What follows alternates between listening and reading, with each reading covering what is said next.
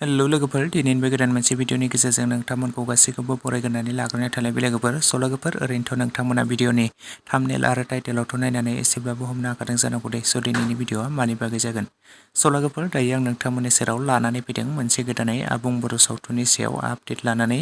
लोगोफोर, एज ए फिल्म्स एन्ड प्रडाक्सन बेनारनिफ्राय दिहुनजानाय मोनसे गोदानै आबुं बर' सावथुननि सायावहाय आपडेट लानानै फैदों, जाय बर' सावथुननि मुङानो जादों रैखाथि। लोगोफोर, बे रैखाथि मुंनि आबुं बर' सावथुनावनो जों गाहायै फाव खालामनायखौ नुनो मोन्दों मोगथां नार्जारि, सनालि गयारि, फुलमणि नार्जारि आरो लोगोसे गोबांथार फाव खालामगिरिफोरा बे रैखाथि मुंनि आबुं बर' सावथुनाव फावखौ खालामबावदों लोगोफोर।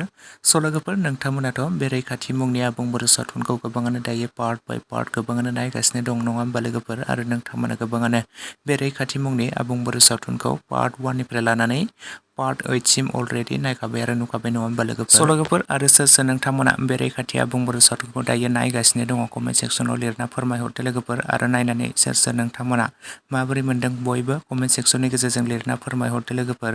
स' लोगोफोर, आरो बे रैखाथि मुंनि आबुं बर' सावथुनखौ पार्ट 1 निफ्राय लानानै पार्ट 8 सिम अलरेडि रिलिज खालामनानै होखाबाय, नङा होमबा लोगोफोर? आरो नोंथांमोना गोबाङानो नायखादों।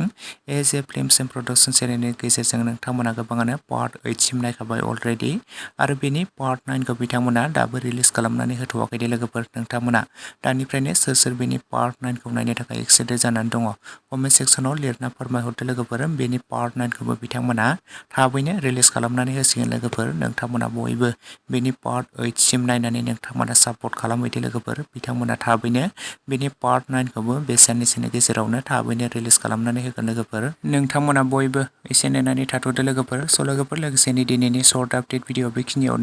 भिडिअखौ नायनानै जुदि नोंथांमोना एसेब्लाबो मोजां मोनदोंब्ला लाइक, शेयार एन्ड कमेन्ट्स खालामदो। लोगोसे चेनेलाव गोदानै फैदोंब्ला साबस्क्राइब खालामनानै खाथिनि बेल आइकनखौबो अलाव प्रेस खालामना लादो, जाहाथे नोंथांमोना बेफोरबायदिनो माखासे गोदान फैनो गोनां आबुं बर' सावथुनफोरनि आपडेटखौ बे चेनेलाव मोनथिनो मोनबाय थायो।